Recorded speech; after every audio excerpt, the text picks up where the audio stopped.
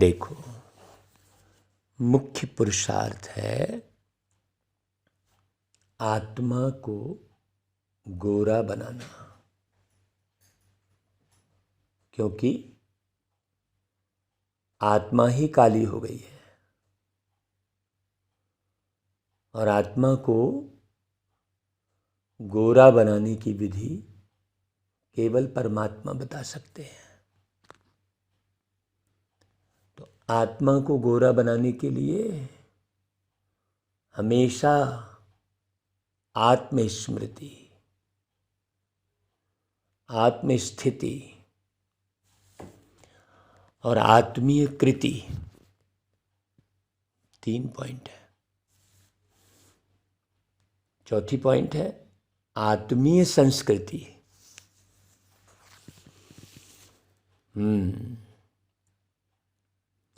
इन चारों सब्जेक्ट पर विशेष रूप से कार्य करते रहना, सेकंड दर सेकंड, हमेशा आत्मा के अंदर, मुझ आत्मा के अंदर विचार कौन से चल रहे हैं, सोच क्या आ रही है, मेरे अंदर की दृष्टि किधर जा रही है, आंतरिक दृष्टि, अंदर की दृष्टि से परमात्मा की स्मृति, परमात्मा के दर्शन, परमात्मा की याद, परमात्मा के विचार टच हो रहे हैं क्या, ये मुख्य बात है। क्योंकि आत्मा को ही पावन बनाना है, बाकी शरीर को तो जल जाना है। तो 4 बातों पर ध्यान देना पड़ेगा, सोचना, बोलना, करना, और ध्यान देना पड़े नियमित दिनचर्या। हाँ, कब सोना, कब उठना, क्या करना, ये सब बाबा बड़ी गुहिता से सिखाते हैं।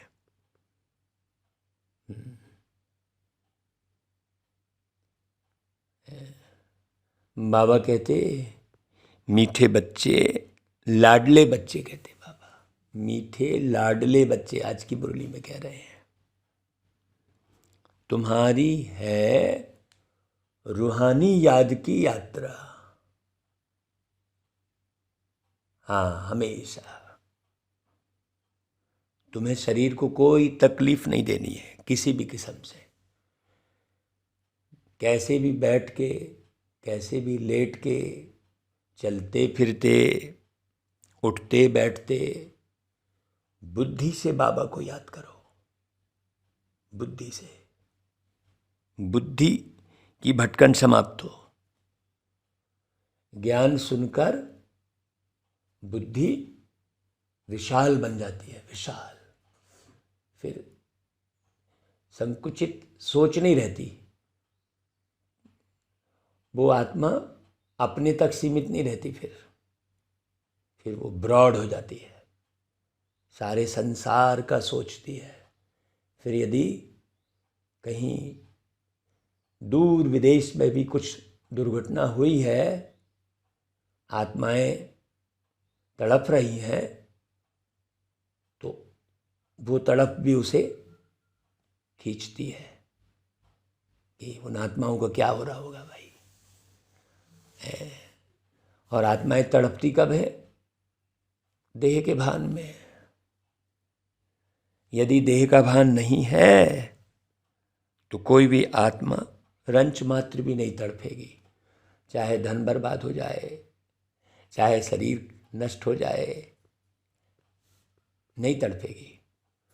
उसे स्मृति रहेगी उस आत्मा को कि भाई मेरा घर तो परम धाम है। वो स्मृति रहेगी तो जरा भी रंच मात्र भी दुखी नहीं होगी, हताश नहीं होगी, किसी भी बात से परेशान नहीं होगी। वो लटकी रहेगी वहाँ, उसकी बुद्धि परम धाम में लटकी रहेगी, उसे ये स्मृति रहेगी, है ना भाई। बाबा उसी को कहते हैं कि सदा खुशी किन बच्चों को रहती है और स्थायी खुशी न रहने का कारण क्या है। दो बातें हैं, एक तो सदा खुशी और दूसरा स्थायी खुशी। जो पुरानी दुनिया पुराने शरीर से ममत्व तोड़ बाप और वर्षे को याद करते हैं, उन्हें ही स्थायी खुशी रहती है।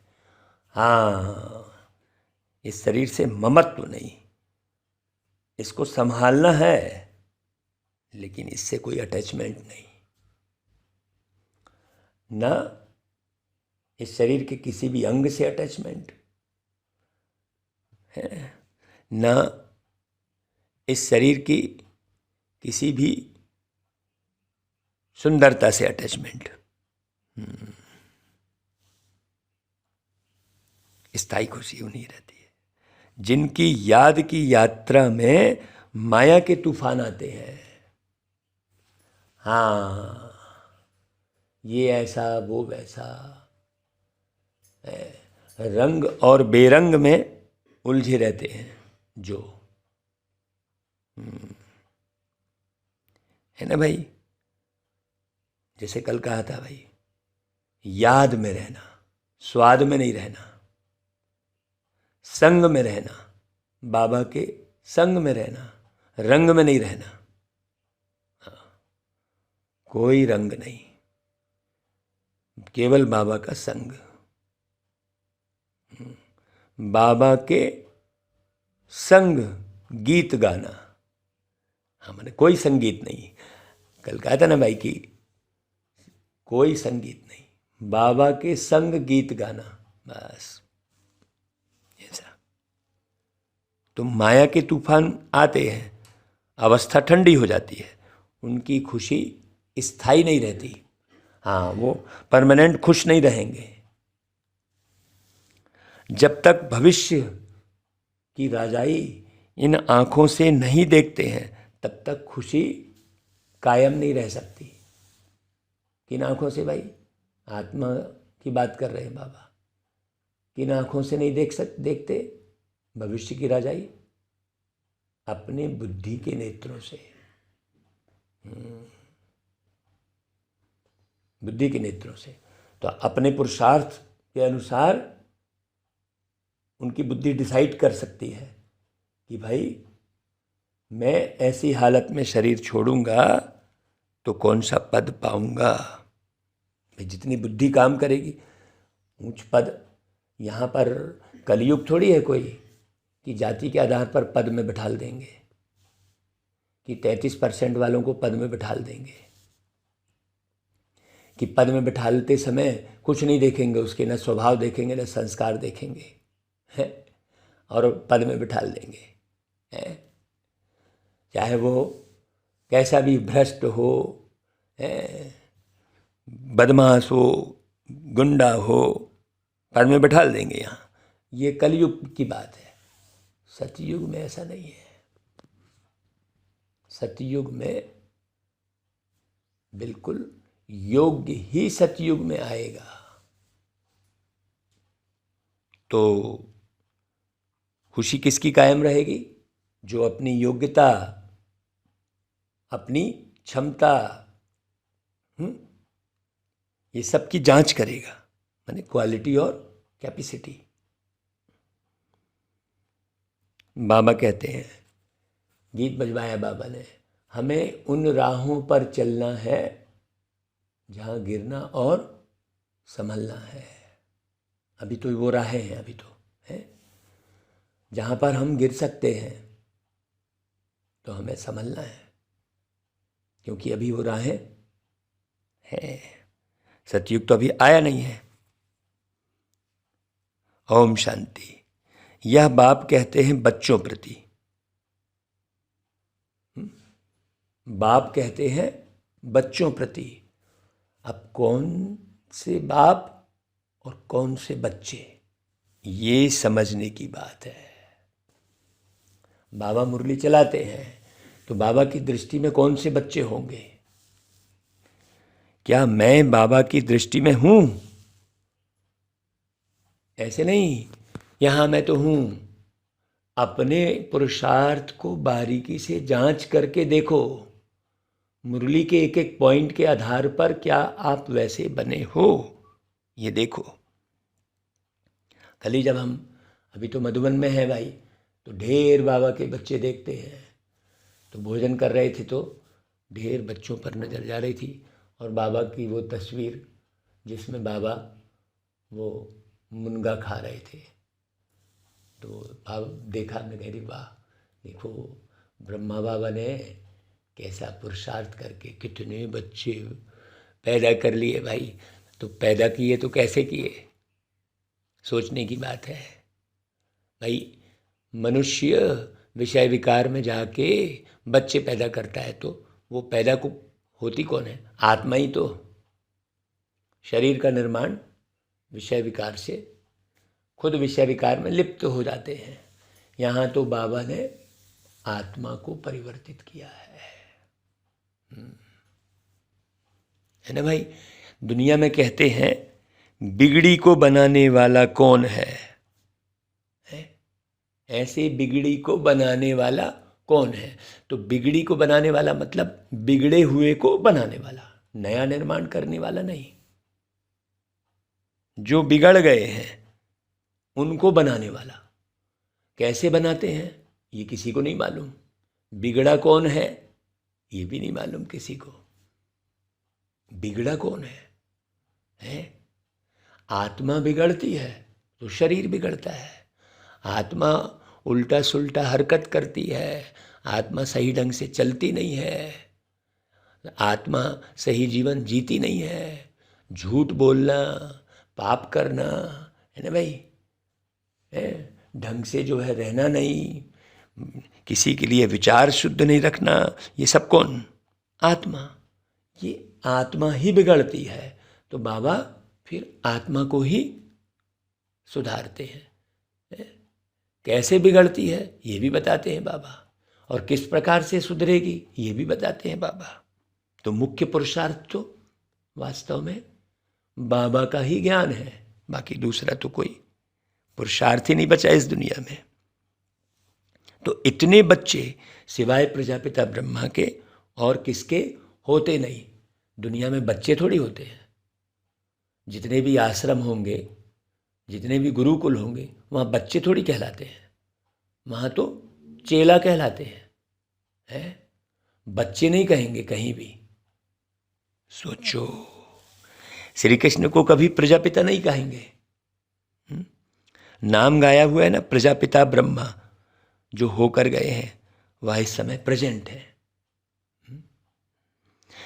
तो प्रजापिता ब्रह्मा की संतान, ब्रह्मा कुमार कुमारियां ढेर हैं। यह है प्रजापिता ब्रह्मा की औलाद। तो जरूर प्रजापिता ब्रह्मा का भी कोई बाप होगा ना भाई। मुरली में आनंद उसको ही आएगा जिसकी बुद्धि बाबा में एक्यूरेट लगी होगी, नहीं तो ज्ञान भारी लगने लग जाएगा। फिर कहेंगे अरे यार, और जबकि बड़ी सरल बात है। बाबा कहते हैं बच्चे जानते हैं हमारे दादा कौन है? परमपिता परमात्मा शिव है? बाप है ब्रह्मा। ये बड़ी समझने की बात है भाई। और दादा कौन? शिव है। माने गहरी बात है ये सब, बारीक, बहुत गहरी बात। इसे हर कोई समझाए या हर कोई समझ जाए ऐसा हो नहीं सकता। तो बाबा की मुरली में मन भी उसका लगेगा जिसने कुछ लक्ष्य लिया होगा। हाँ, कि मुझे सतयुग में ये बनना है, क्योंकि पढ़ाई ही लक्ष्य वाली है। ये कोई भक्ति नहीं है ना भाई। ये भजन किए गए, चलो बस 4-5 मिनट भजन करना है, फिर भागना है भाई। वो जरा पूजा करनी है, वो होम धूप देना है, फिर भागना है काम पे, भागता ही रहता है व्यक्ति। वो मंदिर में भी जाएगा, जल्दी जल्दी पूजा करेगा, हाँ लाओ भाई अगरबत्ती लाओ, कौन सी अगरबत्ती, वो जलाएगा और भागता ही रहेगा अंदर से वो, क्योंकि उसे भागने की ही, वो भाग ही रहा है, कहाँ भाग रहा है, क्या करना है, उसको कोई होश ही नहीं है। सोचो, अब मधुबन में देखो तो शांति ही शांति, क्यों, कोई भाग ही नहीं रहा है, तो काम नहीं चल रहा है क्या, बड़े आराम से काम चल रहा है, धन भी आ रहा है, लोग भी आ रहे हैं, सेवा भी हो रही है, अद्भुत है। वास्तव में पूरे विश्व में सबसे सुंदर है तो मधुबन, और रहने लायक स्थान है तो मधुबन, बाकी तो कहीं रहने लायक स्थान ही नहीं है, कहीं नहीं, भटक रहे हैं लोग। तो सोचो, अब नई दुनिया रच रहे हैं, अर्थात पुरानी दुनिया को नई बना रहे हैं। नई दुनिया रच रहे हैं का मतलब क्या हुआ, उसी पुराने को नया बना रहे हैं। जैसे भाई आप बाजार से प्लास्टिक की कोई सामग्री खरीद के लाते हो, यूज करते हो, टूट जाती है तो उसको फिर गलाते हैं, फिर वापस नया बन जाता है वो, चाहे वो प्लास्टिक हो, चाहे वो कोई धातु हो, सोना हो, लोहा हो, सबको गला के फिर से क्या करते हैं, नया बना देते हैं।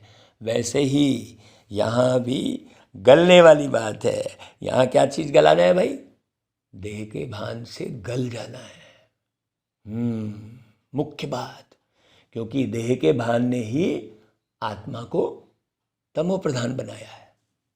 इतनी सी तो बात है भाई, है। नई दुनिया में सतो प्रधान नए तन होते हैं, और पुरानी दुनिया में यह तन भी पुराने हैं। वह कैसे होते हैं, अभी देखो, मतलब बीमार बच्चा पैदा होगा, है क्यों, क्योंकि पुराने तन में निर्माण हुआ उसका, है ना भाई, बीमार तन में निर्माण हुआ उसका। वो माँ बीमार है, वो बाप भी बीमार है, कोई ना कोई रोग लगा हुआ है, कहते हैं भाई वो शुगर जो है ना तुम्हारे पिताजी को भी थी क्या, हाँ तो वो बस चली आएगी, वो अनुवांशिक कहते हैं उसको। तो नया तन तो यहाँ बन ही नहीं सकता, सोचो, नए तन के निर्माण के लिए आत्मा को पूरा ज्ञान होना चाहिए, हाँ, जो वो सेफ रहे, इस पुरानी दुनिया में रहते हुए भी हर चीज़ से वो सेफ रहे, उसे ज्ञान हो उतना कि भाई क्या चीज़ मैं शरीर में डालूंगा तो वो नुकसान करेगी और शरीर गड़बड़ होगा, वो ज्ञान रहे। नहीं तो भैया वो मुख्य पुरुषार्थ तो रहन सहन और खान पान का ही है भाई, किस प्रकार से हम उठ रहे हैं, झटके से उठते हैं तो गड़बड़ है, वो ज्ञान नहीं है, व्यक्ति झटके से उठता है। करवट कैसे बदल रहे हैं, बड़ा एक एक चीज़ का ज्ञान है ना, जैसे खाने पीने का वैसे रहने सोने का भी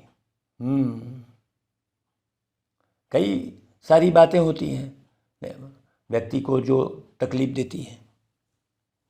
तो पूरा ज्ञान, अब कोई कहे नहीं मैं तो बढ़िया हूँ, नहीं, तुम भैया उठ नहीं रहे हो ठीक से, तुम झटके से उठ रहे हो, तुम झटके से उठ रहे हो, तुम उसको ठीक करो, है ना भाई, नहीं उसमें भी तुम्हारा ब्रेन हेमरेज हो सकता है, बताओ मैंने कितनी सावधानी चाहिए।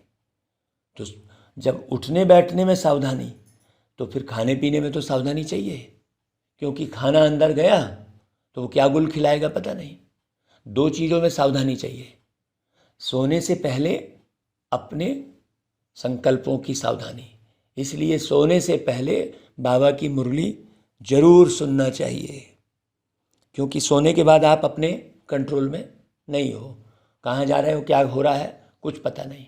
दो चीज़ों में विशेष सावधानी, एक तो इस मुख से जो खाना डाल रहा है उसमें सावधानी, और दूसरा सोने के पहले संकल्पों में सावधानी, क्योंकि फिर यात्रा तुम्हारी सोने के बाद संकल्पों की ही शुरू हो जाती है, और वहाँ तुम भटकते रहते हो, कहाँ कहाँ भागते रहते हो। बड़ी गहरी बात है। तो यह स्वर्ग नई दुनिया नए विश्व के मालिक है कौन? लक्ष्मी नारायण। लक्ष्मी नारायण के तन भी बढ़िया, मन भी बढ़िया। इन्हों की ही महिमा भारतवासी जानते हैं। तो नई दुनिया जो थी वह अब पुरानी है। 84 जन्म लेने पड़ते हैं ना, इनका भी पूरा हिसाब है। कौन पूरे 84 जन्म लेते हैं? भाई सब तो नहीं लेते, ये भी समझने की बात है। कितनी गहराई है भाई आत्मा की। अब व्यक्ति ने ऊपर ही ऊपर ज्ञान धारण कर लिया है ना, आत्मा का ज्ञान प्राप्त नहीं किया, तो तमो प्रधान तो आत्मा है ना भाई। तुम शरीर की जितनी भी सफाई कर लो है, सोचो। तो मुख्य तो पहले आत्मा को सतो प्रधान बनाना पड़े। तो 84 जन्म तो नहीं लेते, 84 जन्म वही लेते हैं जिनका आदि से अंत तक पार्ट है। अब यहाँ पार्ट की भी बात समझने की है, देखो कितनी सारी बातें समझने की है। जो पहले इस सृष्टि पर थे हैं, हर एक बात लाडले बच्चों को धारण करनी है कि भाई मैं कब कब आता हूं इस धरती पर। यहाँ कोई मनुष्य को नहीं समझाते, यह तो निराकार परमपिता परमात्मा मनुष्य तन में बैठ समझाते हैं। बलिहारी उनकी है, मतलब कोई देवयुग वाले तन में बैठ के नहीं समझाएंगे। देवयुग तो है ही श्रेष्ठ है ना भाई। अगर प्यारे बाबा नहीं समझाते तो हम कुछ भी नहीं जानते, थोड़ी जान रहे थे कुछ भी। ज्ञानी समझने लगे भले कई लोग, अरे भाई बाबा ने समझाया है। हम तो बिल्कुल तुच्छ बुद्धि थे। अभी रचयिता और रचना के आदि मध्यंत को जाना है। Who is who. इस बेहद ड्रामा में सबसे मुख्य पार्टधारी कौन है? मुख्य पार्टधारी। यह अविनाशी बना बनाया ड्रामा है। गाते भी हैं बनी बनाई बन रही। तो अब लक्ष्मी नारायण कौन सी आत्मा है ये परखना है ना भाई। ये तो बहुत बहुत दिव्य बुद्धि चाहिए, बहुत श्रेष्ठ बुद्धि चाहिए। स्वयं को भी आप निहार सकते हो कि भाई मैं 84 जन्म लेने वाली आत्मा हूँ। 84 जन्म लेने वाली आत्मा ही अष्टरत्न में आएगी, है 108 की संख्या में आएगी। गाते भी हैं बनी बनाई बन रही। गायन भक्ति मार्ग में करते हैं, परंतु यह अभी समझाया जाता है कि यह ड्रामा का खेल कैसे बना हुआ है। हर एक चीज का सिस्टम है। टूटा गलाया बनाया, टूटा गलाया बनाया, है ना भाई। वैसे ही है। कहते हैं ना भाई मैं तो बिल्कुल टूट गई हूं, ये कौन बोलती है? आत्मा बोलती है। टूटना, रूठना, रूसना, ये सब कौन? आत्मा का है ना पाठ। बाप बैठ समझाते हैं लाडले बच्चे, या तो तुम जान गए हो कि तुमको यात्रा पर चलना है। मनुष्य यात्रा पर बहुत कष्ट सहन करके जाते हैं। अभी तो एरोप्लेन ट्रेन आदि बहुत सहज निकली है। आगे तो मनुष्य पैदल यात्रा पर जाते थे, चलते चलते तूफान लगते थे, मनुष्य बेहाल हो जाते थे। सोचो, फिर कोई वापस लौट आते थे। तो अभी कौन सी यात्रा पर चल रहा है भाई? एरोप्लेन में ही चल रहा है ना भाई। जो वापस लौटने का सवाल ही नहीं उठता, है ना। एरोप्लेन सीधे ले जाकर आपको गंतव्य में ही छोड़ेगी, स्पीड से छोड़ेगी। तो आधा कल्प द्वापर से लेकर जिस्मानी यात्रा चलती है। भक्ति मार्ग में मनुष्य यात्रा पर क्यों जाते हैं? भगवान को ढूंढने जाते हैं ना भाई, है? भगवान कहीं बैठा तो नहीं है। सोचो, जब एक तरफ तुम कह रहे हो सब तरफ भगवान है, तो फिर तुम तीर्थ यात्रा में ढूंढने कहाँ जा रहे हो? वहाँ तो नहीं बैठा है वो। जब सब तरफ है तो एक स्थान पे तो नहीं बैठा है फिर वो। सोचो कितना भटक रहे हैं। तो सत्य क्या है? वो तीर्थ में भगवान बैठे हैं वो सत्य है, कि कण कण में भगवान में है वो सत्य है? दोनों ही झूठा हो गया। सोचो, तो वहाँ भी नहीं मिला और कण कण में झूठा समझेंगे तो कैसे मिलेगा? सोचो, ढूंढने तो जाते हैं, भगवान के जड़ चित्र पूजे जाते हैं, जो होकर जाते हैं उनके जड़ चित्र बनाते हैं। सोचो, चैतन्य में तो भगवान मिल ना सके, शिवलिंग आदि यह सब जड़ चित्र ही तो है। जड़ चित्रों को देखने के लिए यात्रा करते हैं, फिर देखा क्या वहां? जड़ चित्र ही देखे। यह एक भक्ति मार्ग की रस्म है, जानते हैं, परंतु कोई की भी बायोग्राफी को नहीं जानते कि यह कौन है, कब आए थे। तो शिवलिंग की स्थापना है तो वो शिव उस रूप में कब आए, क्या किए आके, किसी को भी पता नहीं। शिव जयंती मनाते जरूर हैं, परंतु उनको भी जानते नहीं। आजकल तो इस उत्सव को भी उड़ा दिया है, क्योंकि इनका नाम रूप आदि प्राय लोप होना ही है। उनकी तो कोई कहानी च नहीं है, तो कैसे करें? कृष्ण जी की तो कहानी बना डाली है, तो फिर चलो उसकी कहानी सुनते रहते हैं। अभी तुम जानते हो, ऊंचे ते ऊंच ज्ञान के सागर सुख के सागर हैं। सागर से अभी हमको ज्ञान मिल रहा है, वही बेहद के बाप अभी प्रैक्टिकल में हैं, जो हमको पढ़ा रहे हैं। मुरली जो चल रही है उससे मालूम पड़ रहा है, हाँ, कि बाबा है। अमरनाथ भी शिव बाबा ही है ना भाई। दिखाते हैं बर्फ का लिंग बन जाता है। मनुष्य को ठगने के लिए गपोड़े तो बहुत लगाए हैं। तो उस जिस्मानी यात्रा पर तकलीफ बहुत होती है, और यह है रूहानी यात्रा। इसमें शरीर की कोई तकलीफ नहीं है, चलते फिरते आराम से। भाई शरीर तुम्हारा थक गया, भैया लिटा दो इसको और याद करते रहो बाबा को। तुम बच्चे समझते हो, हम बेहद के बाप के बच्चे हैं। भक्ति मार्ग में जन्म जन्मांतर याद करते आए इन्हीं बाबा को, जो अभी मुरली चला रहे हैं। अरे बाबा, आपको हम भक्ति मार्ग में कितना याद करते आए, अभी मिल गए। कैसे हम परिक्रमा लगाने जाते थे शिव के मंदिर में, 108 परिक्रमा लगा रहे होते थे, पता ही नहीं रहता था कि 108 बार हम घूम क्यों रहे हैं। अभी मालूम पड़ा ही, हम 108 के रत्न में हम खुद आ सकते हैं पुरुषार्थ करके, है। वो 108 की माला सतयुग की है, ये पता ही नहीं था। सोचो, है कैसे परिक्रमा लगा रहे थे। अब वो परिक्रमा, ये पूरी सृष्टि के चक्र में आत्मा घूम रही है, ये तो बाबा ने आके बताया भाई। तो तुम 63 जन्म ढूंढते ढूंढते क्या हुए, उतरते गए। फिर भी दुनिया को तमो प्रधान तो जरूर होना है। झाड़ वृद्धि को पाता है जरूर, एक भी मनुष्य वापस मेरे पास आ नहीं सकते, क्योंकि विधि ही नहीं पता है। पत्थर को में सर पटक रहे थे, पत्थर के शिवलिंग में परिक्रमा लगा रहे थे, तब ज्ञान कहाँ से मिले कुछ भी। सोचो जरा, जल ढाल रहे थे,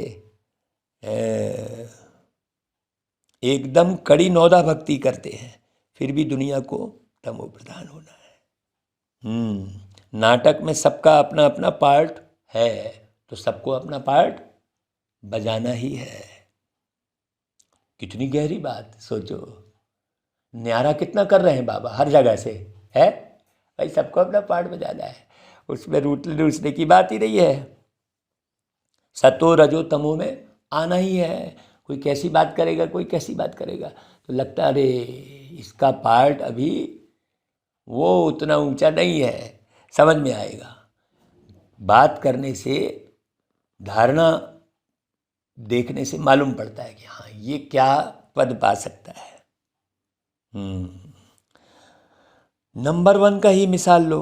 अब जैसे एक फिल्म में कोई कलाकार काम करेगा, ढेर सारे कलाकार काम करते हैं, तो उसमें मालूम पड़ता है ये कलाकार आगे जा सकता है भाई, पक्के में देखना। फिर उसको लगातार फिल्में मिलती हैं। उसके एक्ट को देखकर, उसकी है ना क्वालिटी को देखकर, उसके प्रेजेंटेशन को देखकर मालूम पड़ता है ना। ऐसे तो कितने कलाकार काम कर रहे होते हैं, लेकिन कोई कोई की क्वालिटी होती है। तो नंबर वन कौन? लक्ष्मी नारायण सतो प्रधान थे। अब तमो प्रधान है, जिसमें ही फिर शिव बाबा ने प्रवेश किया है, क्योंकि इनको ही फिर नंबर वन बनना है। उनके अंदर क्वालिटी है, वो ये बाबा ने पहचाना है भाई। मुझ आत्मा को भी बाबा ने पहचाना कि ये आत्मा ऐसा ऐसा कार्य कर सकती है, तो करा रहे हैं। फिर प्लस में माँ को रखते हैं भाई, साकार में भी है। दुनिया में तो तमो प्रधानता बहुत है, लेकिन नुक्ताचीनी बहुत लगाएंगे। माताओं को लिफ्ट देनी होती है, पहले लक्ष्मी फिर नारायण।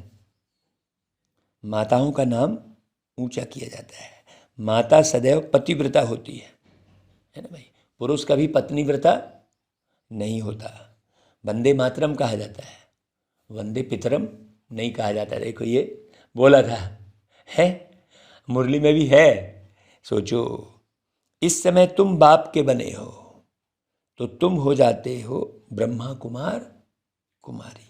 माता गुरु बगैर कभी किसका उद्धार होता नहीं। तो ब्रह्मा माँ भी चाहिए ही चाहिए। बिना ब्रह्मा के शिव बाबा बैठाल के कहाँ पढ़ाए हैं, समझाए कैसे? समझ में ही नहीं आएगा किसी को। ऐसे समझ में आता तो कितने शरीर छोड़ छोड़ के गए, तो शिव बाबा अव्यक्त रूप में समझा देता था उन आत्माओं को। तो वो तो खाली ही नहीं है। सुनने के लिए कान चाहिए, देखने के लिए आँख चाहिए। साकार सृष्टि की स्थापना हो रही है ना भाई, है कोई भूत प्रेत की दुनिया थोड़ी बना रहे हैं बाबा। तो माता बगैर उद्धार होता ही नहीं है। यहाँ कौन सी माता की बात चल रही है? ब्रह्मा माँ। गुरु तो बहुत ढेर के ढेर हैं, फिर भी कलयुग घोर अंधियारा हो गया। इतने सारे गुरु है ना भाई, क्योंकि माँ का परिचय भी नहीं है, बाप का भी परिचय नहीं है। कितने गुरु गोसाई हैं, कहाँ कहाँ हरिद्वार आदि में उन्हों के मंदिर भी बने हुए हैं उन गुरुओं के। सोचो, नहीं तो वास्तव में मंदिर उनको कहा जाता है जिसमें देवताएं होते हैं। सन्यासी लोगों का कभी मंदिर तो होता नहीं है। मंदिरों में तो देवता ही रहते हैं, क्योंकि उन्हों के आत्मा और शरीर दोनों पवित्र हैं। इन महात्माओं की भल आत्मा पवित्र बन रही होगी, बनी है, परंतु शरीर पवित्र तो नहीं है ना भाई, क्योंकि तत्व भी तमो प्रधान है। कितनी गहरी गहरी बात बोल रहे हैं बाबा मुरली में। माने ऐसा नहीं है कि मुरली हमने एक झटके से सुन ली, पढ़ ली तो सब समझ में आ गया। रुक रुक के गहरे से जो आत्मा समझ के मुरली पढ़ेगी, उसे ही पूरा परफेक्ट बनने का अवसर मिलेगा। बाकी तो कोई मतलब नहीं है। फिर यदि हमने एक सरलग मुरली पढ़ ली तो बनेगा ही नहीं। ऐसे कितने सरलग मुरली पढ़ने वालों को देखा हमने, जिनको कुछ भी नहीं आ रहा है। हाँ, और पूछ लिए कल बाबा ने क्या कहा, तो डायरी देख के बता दिए, या उसी बात को रिपीट कर दिए। ऐसा नहीं है। बाबा कहता है इन सब बातों में समझने की बात छुपी हुई है ना भाई। तो वो समझने की बात कौन सी छुपी है, उसे समझना है। तो भाई यह है सतो प्रधान संन्यास, और वह है रजो प्रधान संन्यास है। यह बाप के सिवाय कोई सिखला न सके। तो बाबा ने समझाया है कि वह है जिस्मानी यात्रा और यह है रूहानी यात्रा। अब जो पवित्रता के ऊपर बात चल रही है, तो पवित्रता की स्थापना कैसे होगी?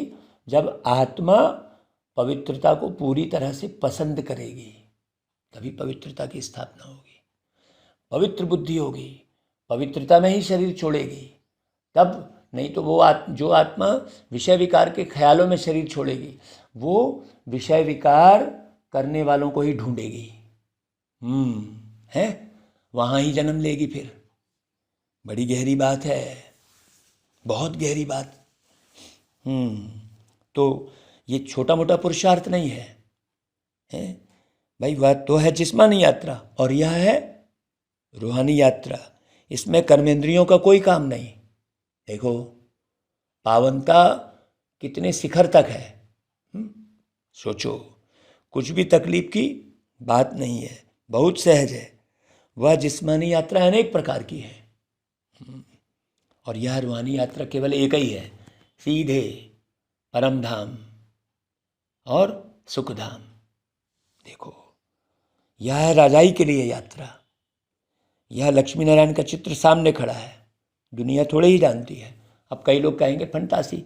अब भाई कोई व्यक्ति मोबाइल बनाने के लिए सोच रहा होगा ना, तो जब मोबाइल नहीं रहा होगा तब जो मोबाइल बनाने वाले को जो सोच रहा होगा उसको बोलेगा अरे क्या तुम फंतासी किए जा रहे हो, ऐसा कभी हो सकता है क्या? वो ऐसा ही बोलेगा। लेकिन पहले तो सोच रहा होगा ना कि इस प्रकार से फ्रिक्वेंसी होगी, इस प्रकार से ऐसा होगा। तो उस समय जो व्यक्ति नहीं जान रहा होता होगा वो यही बोलेगा, पता नहीं ये क्या क्या किए जा रहा है, ये बोल रहा है कि ऐसी बात होगी है। लेकिन सोचा है तो निर्माण हुआ। सोचा तो निर्माण हुआ ना भाई, सोचा तो किया। ऐसा ही तो है। अब कई वो ऐसे है क्या लक्ष्मी नारायण, बताओ बुद्धि में ही नहीं बैठेगा। सोचो, कोई ऊपर से तो नई आत्माएं नहीं आएंगी ना भाई, हैं? जिनको भगवान ने राजाई दे दी, नहीं, इन्हों को पुराने से नया बनाया हुआ है, जिसको रिज्यूनेट व कायाकल्प तरु कहा जाता है। तो बाप बैठ समझाते हैं, इन्होंने रूहानी यात्रा की थी, है भाई। चाहे कोई भी चीज़ हो, वो बीज फिर झाड़, बीज फिर झाड़, यही तो चलता है ना। उसी बीज से फिर नया झाड़ बनता है। दिखता तो पहले बीज ही है, लेकिन उसके अंदर इतना बड़ा झाड़ समाया हुआ है। ये तो पक्का रहता है ना कि इसके अंदर झाड़ है, लेकिन उसे निकाले कैसे जाए, उसकी विधि है, सिस्टम है। उसे जमींदोज होना पड़ता है। उस बीज को बाहर की हवा से, बाहर के धूप से हटाना ही पड़ता है। अंधेरे में जाता है वो, है ना भाई, तब जाके वृक्ष बनता है। उसी प्रकार हम आत्मा उस परम धाम जहाँ कोई जो है किसी भी किस्म की कोई हवा, पानी है, अग्नि कुछ नहीं है वहाँ, है ना भाई। हम आत्मा बीज वहाँ जाते हैं। ये सिस्टम तो समझना पड़े ना। ये सिस्टम, ये तो चैतन्य बीज की बात है ना, वो तो अचेतन प्रकृति का बीज है। सोचो, तो तुम बैठे हुए अथवा चलते फिरते, उठते बैठते यात्रा पर हो। तुम सिर्फ बुद्धि से बाप को याद करते हो, याद से ही दौड़ी पहनते हो और तुम्हारे विकर्म विनाश होते हैं। ये सिस्टम किसी ने नहीं बताया।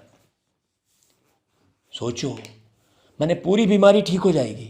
आपके शरीर की बीमारी भी बिल्कुल 100% ठीक होने वाली है। क्यों? क्योंकि इस आत्मा के सतो प्रधान बनने से ही सारे हार्मोन्स और सारे विटामिन, प्रोटीन्स और सब केमिकल, सब माने प्रॉफिट देने वाले केमिकल, लाभ देने वाला केमिकल तैयार होता है। इसे अच्छी रीति समझे कोई तो फिर तपस्या करे, तो जितना जल्दी विकर्म विनाश होते हैं उतना जल्दी बाप के गले का हार बनेंगे। हाँ, मुख्य बात तो मुख्य पुरुषार्थ अब कौन सा करना है, सोचो। नहीं तो आदमी बोले अरे यार इतनी सी सिम में है, इतनी सी चिप में इतने 10,000 गीत कैसे आ जा रहे हैं? देखो आ रहे हैं ना भाई, हैं? सोचो, बनाया ना भाई वैसा। पहले तो बड़ा सत्ता हुआ था, है। तो तुम अब यह 4 धाम आदि नहीं करते हो। वह सब भक्ति मार्ग के जिस्मानी तीर्थों पर जाए, वहाँ से फिर लौट आकर घर में विकर्मी बनते हैं। वो तो जितना समय यात्रा पर रहते हैं उतना समय निर्विकारी रहते हैं। भाई आजकल तो हरिद्वार में जाकर देखो, पंडे लोग बड़े गंदे रहते हैं, लोग जो यात्रा पर जाते हैं तो वो पवित्र रहते हैं, और वहाँ के रहवासी पंडे लोग अपवित्र रहते हैं। अब बताओ, है सोचो, वो कोई पवित्र थोड़ी रहते हैं। तुम्हारी यात्रा कितनी स्वच्छ है, कुछ भी धक्का आदि नहीं खाना है, कोई भीड़ भाड़ नहीं। बाबा कहते लाडले बच्चे, उठते बैठते चलते फिरते सिर्फ मुझे याद करो। भाई कौन को? वो शरीर थोड़ी याद आएगा, बाबा तो अशरीरी है। यहाँ आत्माओं से बात कर रहे हैं बाबा। आत्मा इन ऑर्गन्स द्वारा सुनती है, आत्मा मुख से बोलती है, आँखों से देखती है। आत्माएं इन आँखों से दिखाई नहीं पड़ती, न परमात्मा दिखाई पड़ता। दोनों को दिव्य दृष्टि बगैर देखा नहीं जा सकता है। अब ये थोड़ी मालूम था कि इतने से चिप में उतने सारे गाने भरे पड़े, वो दिख रहे हैं क्या? वो चिप को हाथ में लो तो गाने दिख रहे हैं क्या? वो हैं, लेकिन उसमें गाने हैं न दिख रहे हैं न सुनाई दे रहे हैं। वो जब सिस्टम सेट होगा, वो चिप फिट होगी, है ना भाई? सोचो, अब कोई कहे वाह हम कैसे माने भाई, इसमें गाने हैं उसमें गाने, लेकिन न दिख रहे हैं ना सुनाई दे रहे हैं उस चिप के अंदर में। ये समझना बहुत अच्छे से। ऐसे ही आत्मा के बारे में कोई जानते नहीं तो बस हवा हवाई कह देते हैं।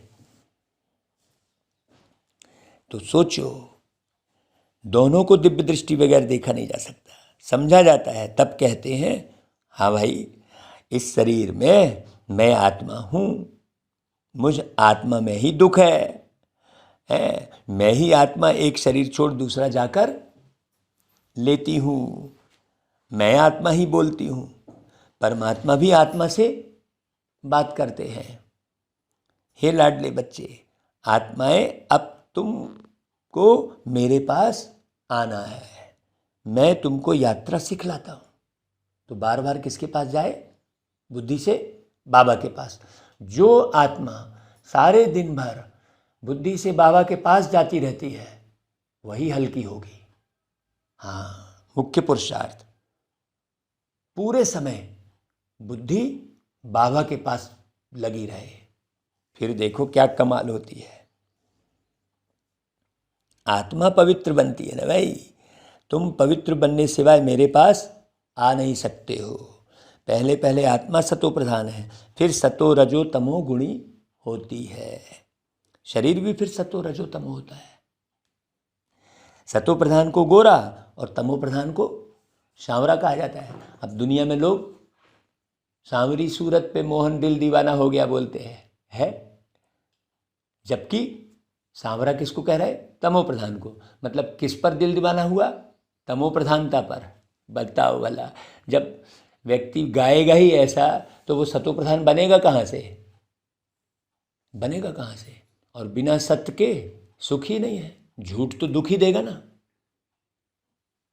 सोचो, है उल्टा पुरुषार्थ कर रहे होते हैं। कितनी समझ की बात है। तुम जानते हो आत्मा और परमात्मा अलग रहे बहुकाल, अब आकर फिर मिले हैं। मनुष्य मनुष्य के साथ मिलेंगे, आत्मा आत्माओं के साथ मिलेगी। सीधी सी बात है भाई। परमात्मा भी वहाँ मिलेंगे। आत्मा और परमात्मा दोनों का साक्षात्कार दिव्य दृष्टि से होता है। कितना आनंद आएगा भाई जब शरीर छोड़ के ऊपर जाएंगे। तो वो दृश्य दिख रहा है क्या कि हम शरीर छोड़ के जब ऊपर जाएंगे हल्के होकर बाबा से मिलने, तो कितना आनंद आएगा। फिर कुछ भी ख्याल नहीं रहेगा। जब कुछ भी ख्याल नहीं रहेगा तभी आत्मा, जब केवल परम धाम की स्मृति रहेगी। वो अभ्यास शरीर में बैठे बैठे करना पड़े। हाँ, नहीं तो ये पैसा, वो दौलत, वो खाना, वो पीना, वो व्यक्ति, वो रिश्ता, वो नाता, वो सामग्री, इसी में बुद्धि लगी। अरे वो सब तो टेम्परेरी, केवल इस शरीर के निर्वाहार्थ है। बस उपयोग किया और छुट्टी पाए। हाँ, बाकी बुद्धि कहाँ लगी रहनी चाहिए? हमेशा परम धाम में। तभी फायदा है भाई। आत्मा और परमात्मा दोनों का साक्षात्कार दिव्य दृष्टि से होता है, क्योंकि वह अति सूक्ष्म है, स्टार है। अब कोई भी साइंस घमंडी नहीं जो कह सके आत्मा की प्रवेशता कैसे होती है, कोई नहीं बता सकता, कोई नहीं। इन बातों का उनको बिल्कुल पता नहीं है। मोस्ट बिलीवेड बाप है, भक्ति मार्ग में आधा कल्प भक्त भगवान को याद करते हैं। ऐसे नहीं कि सब भगवान है? सब भगवान हो तो भक्त आराधना वंदना साधना क्यों करते हैं, किस लिए करते हैं? सोचो। सभी मुक्ति जीवन मुक्ति चाहते हैं क्योंकि यहाँ दुखी है, चाहते हैं शांति हो, परंतु बेचारों को यह पता ही नहीं है कि शांति धाम किसको कहा जाता है, मुक्ति कहाँ होती है, यह भी नहीं जानते। कहने मात्र सिर्फ कह देते हैं कि पार निर्वाण गया, जानते कोई भी नहीं है। अब तुम बच्चे यात्रा पर हो, बाप कहते हैं बच्चे संभल संभल कर चलना है। और कोई यूं ही चल रहा है। बाबा कहते देखो तूफान तो बहुत आएंगे। अब किस तूफान की बात कर रहे हैं बाबा? बड़ी गहरी बात समझने की है। तुम याद करने की कोशिश करेंगे, माया क्या करेगी, बार बार बुद्धि योग तोड़ देगी, फिर वह अवस्था ठंडी हो जाती है, फिर आदमी छोड़ो ठीक है चल रहा है बस। ऐसे कई हैं, हजारों लाखों हैं जो बस चल रहे हैं। खुशी का पारा हट जाता है, वो खुशी दिखाई नहीं देगी। नहीं तो खुशी का पारा स्थायी रहना चाहिए। इन आँखों से वह राजाई देखते हैं तो खुशी कायम रहती है। जब राजाई दिखेगी तब तो। यहाँ तुम बुद्धि योग से जानते हो कि राजाई मिलती है, जैसे वो साइंस का निर्माण करने वाला बुद्धि योग से जानता है कि इसमें से ये आवाज़ निकलेगी, सब नहीं जानेंगे हैं, तो वो निर्माण करता है, सब थोड़ी जानेंगे हैं।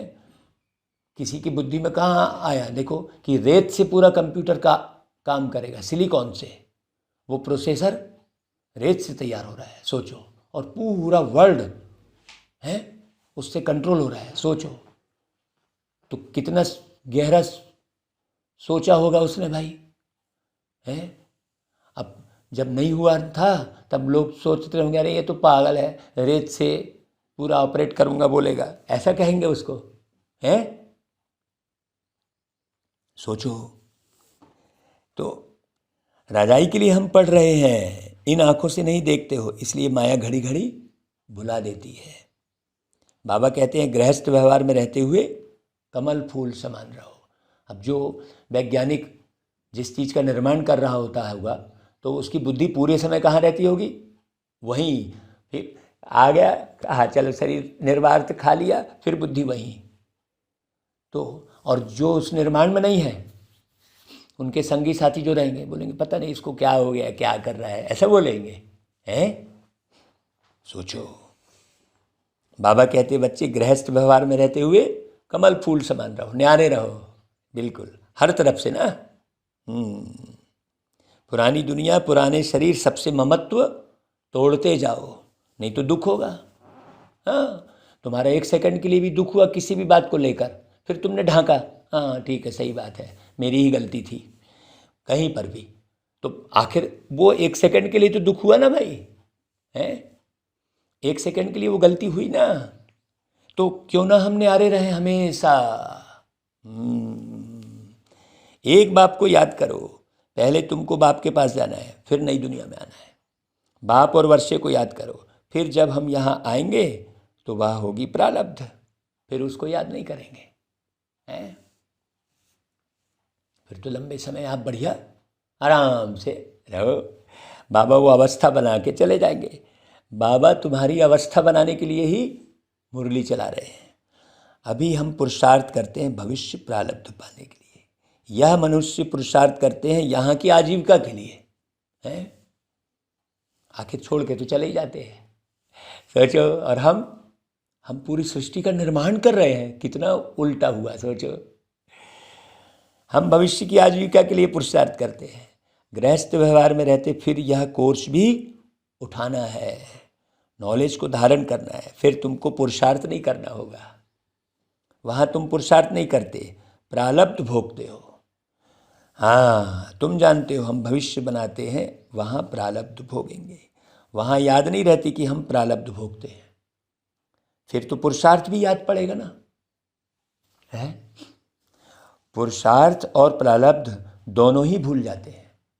प्रारब्ध भोगते रहते हैं लेकिन पास्ट का पता नहीं रहता। जैसे अभी जो कुछ भी मिल रहा है वो पुराना किया हुआ मिल रहा है, ये थोड़ी पता रहता है। कितनी बातें ऐसी होती हैं, अरे हमको तो ये प्राप्त हो गया, ये भी प्राप्त हो गया, है ना, बोलते हैं ना भाई। अभी तुम पास्ट प्रेजेंट फ्यूचर को जानते हो, और कोई मनुष्य नहीं जो पास्ट प्रेजेंट फ्यूचर को जानते हो। इसको कहा जाता है त्रिकालदर्शी। बाबा ने रूहानी यात्रा और जिस्मानी यात्रा का कंट्रास्ट भी अच्छी रीति समझाया है। जिस्मानी यात्रा जन्म जन्मांतर करते आए, यह रूहानी यात्रा सिर्फ एक ही जन्म की है। स्वर्ग में जाएंगे फिर लौटकर इस मृत्यु लोक में आना ही नहीं है। अच्छा भाई, मीठे मीठे सिकिलधे स्वदर्शन चक्रधारी बच्चों को है माता पिता बाप दादा का याद प्यार और गुड मॉर्निंग। रूहानी बाप की रूहानी बच्चों को नमस्ते, और हम रूहानी बच्चों की रूहानी माता पिता बाप दादा को याद प्यार गुड मॉर्निंग और नमस्ते। मुरली सुनते सुनते यदि किसी भी बच्चे के अंदर में तिलमिलाहट आ रही है, मतलब पुरुषार्थ अभी बहुत बाकी है। और यदि मुरली सुनते सुनते आत्मा पूरी उड़ जा रही है परम धाम में, मतलब बहुत सुंदर पुरुषार्थ कर रहा है वो। एक एक शब्द जो है नशा चढ़ा रहा है। हाँ, बाबा का एक एक शब्द खींच रहा है, तो समझ लो कि बढ़िया पुरुषार्थ चल रहा है सारे दिन में। और यदि शब्द उड़ते जा रहे हैं, इधर सुनते जा रहे हैं उधर उड़ते जा रहे हैं, इसका मतलब बुद्धि अभी फंसी हुई है। इसे गहरे से जांचो, समझो बहुत अच्छे से। अच्छा भाई, धारणा के लिए सार। सतो प्रधान संन्यास से आत्मा और शरीर दोनों को पवित्र बनाना है। सतो प्रधान संन्यास। सत्य, सत्य है परम धाम और सत्य है सतयुग, है ना भाई। तो सतो प्रधान संन्यास किसे कहेंगे? कि हमारी बुद्धि परम धाम और सतयुग में लगे, क्योंकि सत्य है परम धाम। ये तो सब मिटने वाली है, मिटने वाली इस दुनिया से अब दिल लगाना क्या, ऐसा करके गीत है ना भाई, सुनना उस गीत को। तो पुरानी दुनिया और पुराने शरीर से ममत्व तोड़ देना है। जितने भी रिश्ते नाते हैं सब पुराने हैं, सबके पुराने शरीर हैं। वो हिसाब किताब कैसे छूटेगा? जब छोड़ोगे, नहीं तो बनाते बैठे हैं। बुद्धि लगे किसकी तरफ? एक परमात्मा में। दूसरी पॉइंट, त्रिकालदर्शी बन पास्ट प्रेजेंट फ्यूचर को बुद्धि में रख पुरुषार्थ करना है। नॉलेज को धारण कर स्थायी खुशी में रहना है। ये समझ में आ जाना चाहिए कि किसको क्या चाहिए, ये मालूम पड़ता है। वास्तव में हर एक को मालूम क्या चाहिए? हर एक को झूठा सम्मान चाहिए, हर एक को, बस। तो वो खुश हो जाएगा। उसे ये पता नहीं है कि सम्मान और प्रेम की आवश्यकता ही नहीं है। नहीं तो हर एक व्यक्ति प्रेम और सम्मान ही ढूंढ रहा है, जबकि हम खुद भगवान के द्वारा सम्मानित हो गए हैं। हम स्वयं प्रेम से भरे हुए हैं, तो फिर और कहाँ प्रेम ढूंढें? नहीं तो फिर लगेगा अरे यार यहाँ तो कोई बात ही नहीं करता है, मन नहीं लगेगा उसको, क्योंकि सब अपना अपना पुरुषार्थ कर रहे हैं। तो बोलेगा अरे यहाँ तो कोई किसी से मिलता ही नहीं है, कोई किसी से बात ही नहीं करता है, क्योंकि लक्ष्य ही अलग है। बाहरी दुनिया में चकड़ पकड़ करने वाला, इससे बात किया, उससे झगड़ा, उससे किया, उसका मन जो है बाबा के यज्ञ में लगेगा ही नहीं है। बड़ी समझने की बात है। अच्छा भाई, वरदान। पुराने हिसाब किताब को समाप्त कर संपूर्णता का समारोह मनाने वाले, बंधन मुक्त भाव। हाँ, देखो इस पुरानी दुनिया में मालूम क्या होता है? पुरानी दुनिया में कोई भी आएगा, हाँ तो उसको बढ़िया सम्मान से बात कर दो, बढ़िया वो दे दो, खुश हो जाएगा वो। अरे उसे ये नहीं मालूम है कि मेरे को पुरुषार्थ क्या करना है? वो तुम्हारे सम्मान से ही खुश होके चल दिया, हो गया, खत्म। वो कितनी देर रहेगा वो सम्मान, सोचो कितनी देर रहेगा। आखिर तो काम आएगा निज पुरुषार्थी है। तो इस पराये देश में जब सभी बंधन युक्त आत्मा बन जाते हैं, तब बाप आकर स्वरूप और स्वदेश की स्मृति दिलाकर बंधन मुक्त बनाए स्वदेश में ले जाते हैं। हाँ, नहीं तो एक दिखाने की भावना रहती है भाई, सेवा की पॉइंट बिल्कुल अलग है और दिखाने की भावना बिल्कुल अलग है, बहुत अलग। वो आत्मा स्वयं परखे अपने अंदर कि मैं किस स्वरूप में हूँ। नहीं तो बहुत लोग सेवा ऐसे करते हैं, हाँ, दिखाने के भाव से। हाँ, चाहे वो पहनना हो, ओढ़ना हो, खाना हो, पीना हो, बोलना हो, चलना हो, देखना हो, सब कुछ मुक्त अवस्था की बात है। और ये राज किसको समझ में आएगा? जो एक्यूरेट पुरुषार्थ करेगा। नहीं तो बहुतों को हमारी बातें यूं ही लगेगी यार ये क्या बता रहे हैं। बाबा कहते हैं भाई, बाबा जो है क्या करते हैं, बंधन मुक्त बनाए स्वदेश में ले जाते हैं और स्वराज्य अधिकारी बनाते हैं। क्या बनाते हैं? स्वराज्य अधिकारी, स्वयं पर राज्य करने की कला सिखाते हैं। तो अपने स्वदेश में चलने के लिए सब हिसाब किताब के समाप्ति समारोह मनाओ, अपने स्वदेश में चलने के लिए। हाँ, उसके लिए कहा था, क्यों इस दुनिया में कोई स्वयं से ही प्यार नहीं करता है ना भाई। पहले तो स्वयं से प्यार करना सीखो। सोचो, जब अभी यह समारोह मनाएंगे तब अंत में संपूर्णता समारोह मना सकेंगे। बाकी तो सब आर्टिफिशियल है, हमको तो कोई चीज़ आकर्षित नहीं करती। यहाँ बढ़िया है और यहाँ क्या बढ़िया है, कहीं यहाँ कुछ भी बढ़िया नहीं है, कहीं भी बढ़िया तो सिर्फ परम धाम है बस। और बढ़िया कौन है? जो बाबा ने निर्माण किया, सतयुग। बाकी तो यहाँ बढ़िया कुछ भी नहीं है। तो बहुत काल के बंधन मुक्त ही बहुत काल के जीवन मुक्त पद को प्राप्त करते हैं। यहाँ कोई भी चीज़ बढ़िया लगी मतलब बंधे। सोचो। अच्छा भाई, स्लोगन, अपने उमंग उत्साह के सहयोग और मीठे बोल से कमजोर को शक्तिशाली बना देना ही शुभ चिंतक बनना है।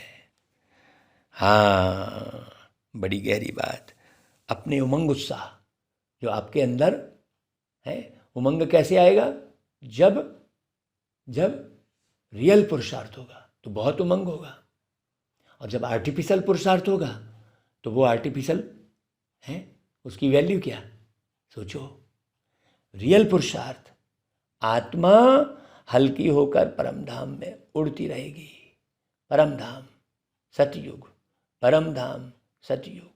बाबा, मैं आत्मा, मेरा बाबा। उसको जानकी दादी कहती थी, मैं कौन, मेरा कौन, ये मुख्य बात। अच्छा भाई, ओम शांति।